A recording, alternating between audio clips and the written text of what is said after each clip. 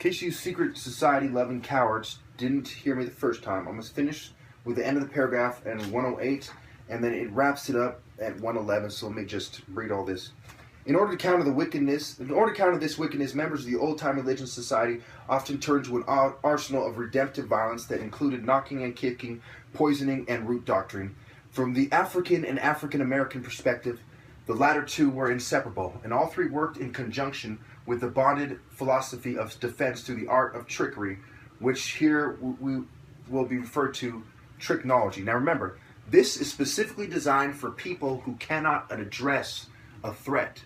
For a small group of people, well, it can be utilized by a small group of people, say a few million people in a country of 350 million, for example, who have something against a group of people who they could not otherwise address. So they resort to tricknology. At least in the African American slave experience, there was a logical reason for doing it. In the political climate we have today, it is a bunch of Nancy boys, atheist trash, who are a minority, obviously, a bunch of racist trash, a bunch of LGBT filth, the worst criminals, and Satanists. Collectively, they are still not a majority, so they resort to tricknology. Now, moving on. Trickery provided a theory of resistance through the continuation and elaboration of African tricksterism, as portrayed in the model of the African and African-American trickster here. Didn't I read this motherfucking shit already? Let me go back. Let me see something real quick. I could have sworn I read this shit already. Huh. That's interesting. As one bondsman, maybe because I read it already and I'm just, I didn't read it out loud yet. I don't know. I'll just continue from there. As one bondsman recalled, the only weapon of self-defense I could use successfully was that of deception. So resonant was the concept of tricknology that a Central African proverb... No, I did read this motherfucking... How did I fucking fuck this shit up? How the fuck did I fuck this up? The fuck? I could have fucking sworn I didn't fuck this up, but apparently I must have fucking got worked up and read it over again. I don't give a shit. You know what? Fuck it. Let's just take it to the next page.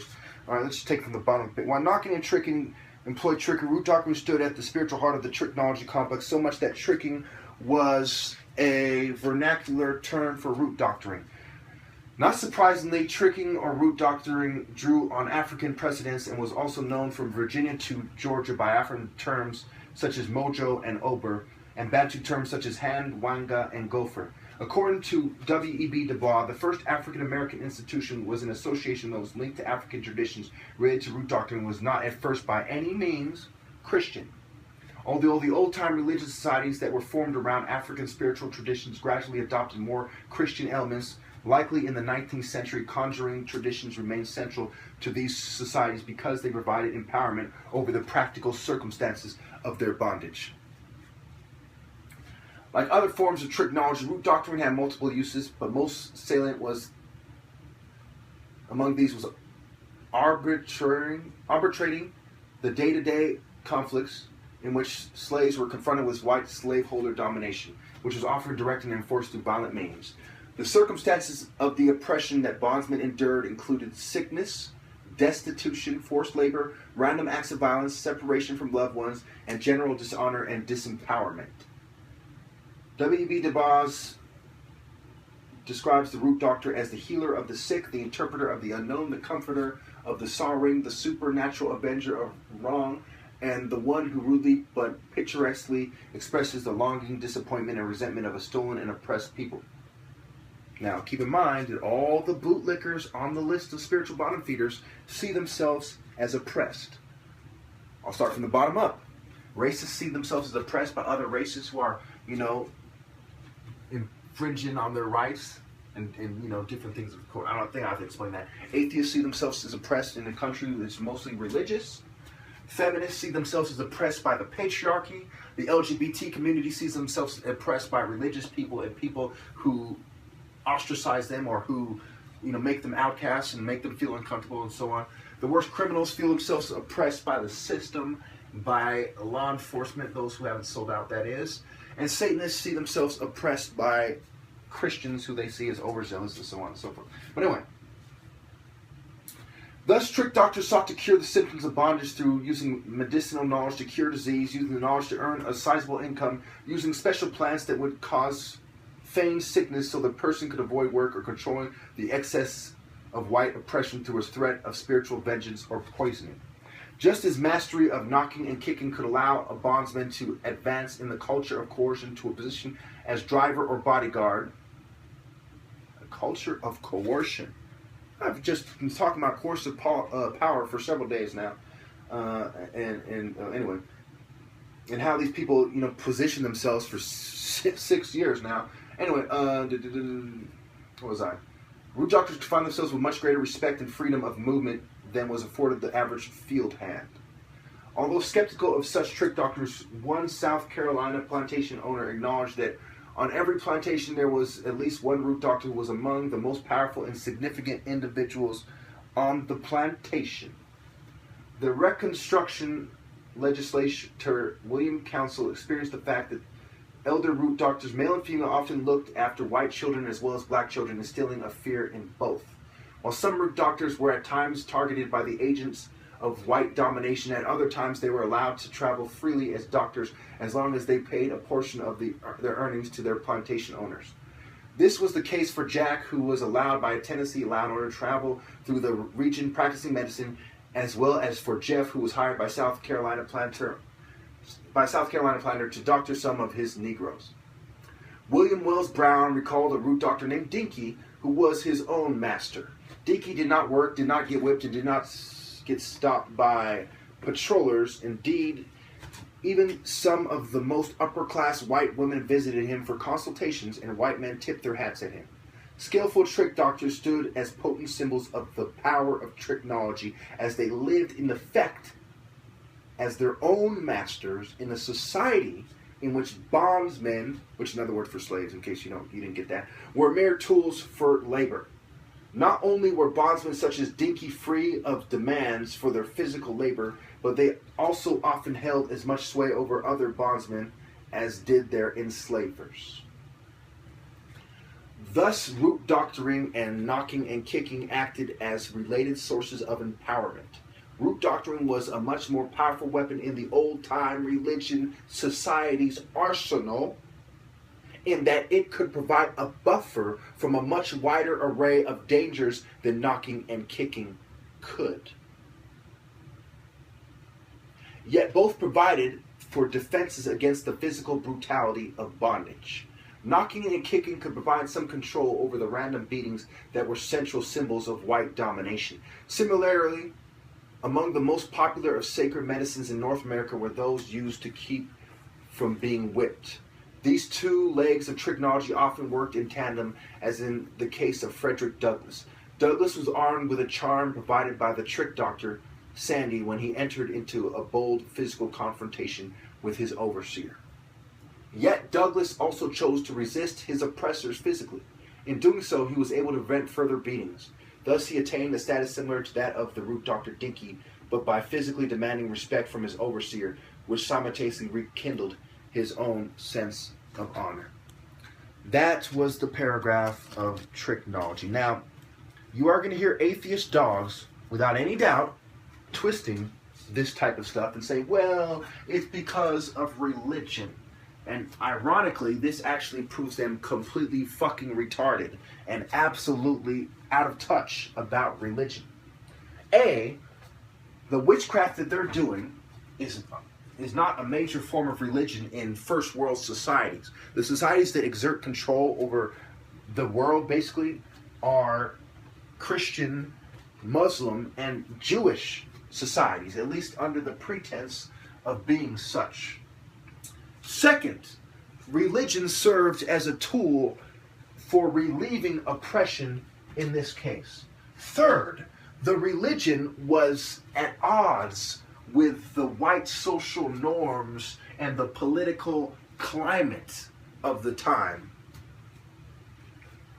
See, what you see going on is just like you see with gangs. Gangs started off as people who protected their neighborhood. They became a bunch of corrupt, drug-dealing trash who stabbed their own people in the fucking back, literally and metaphorically.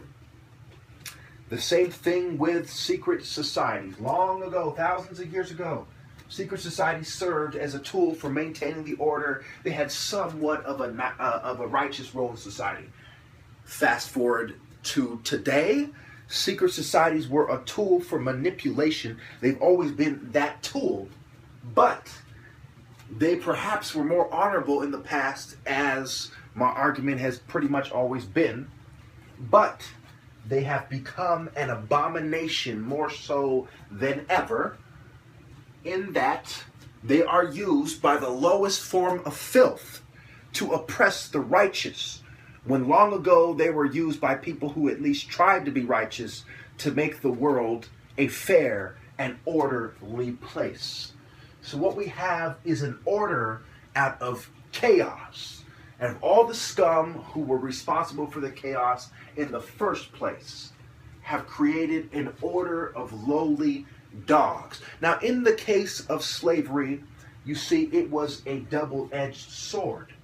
It was used to get even with the masters, yes, but it was also the tool of the Zionists to bring in a new world order. And by establishing this, by being there for black people historically, they created a priceless mechanism for control and ushering in a new age of Zionist, of overt Zionist domination, and the hopeless submission of the masses to a sick, satanic cabal of spiritual bottom feeders. So, when we examine secret societies with a fine-toothed comb, one cannot help but come to the irrefutable, undisputable conclusion that secret societies existed for the purpose of manipulation, and they utilized unscrupulous means for control that consisted of trickery, foul play, covert sabotage, drugging, covert drugging, poisoning, and the use of fear of the unknown, manifesting itself in voodoo, witchcraft, and utterly dogmatic, satanic falsehoods. So while you sit there under the pretense of knowing better than I do about something that you have no clue about, Mr. Oppressor, I want you to ask yourselves, you lowly dogs, if in your own secret society world, a great martial artist is of the utmost importance, is to be revered and respected, then why have you lowly cowards, you feeble minds, you inferior forms of life,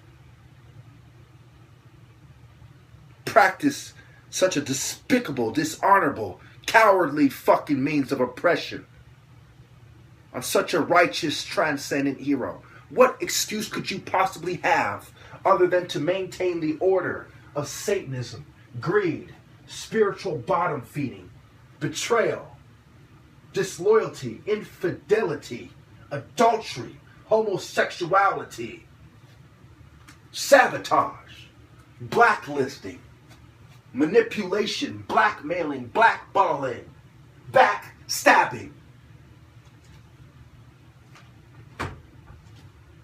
What excuse could you have? You did not, for instance, ask yourselves, was not the purpose of secret societies to elevate people such as myself to the highest status in society? Not for lowly cowards like you to usurp those who have been chosen by God, you fucking slime. Know your fucking place, you spiritual bottom feeders.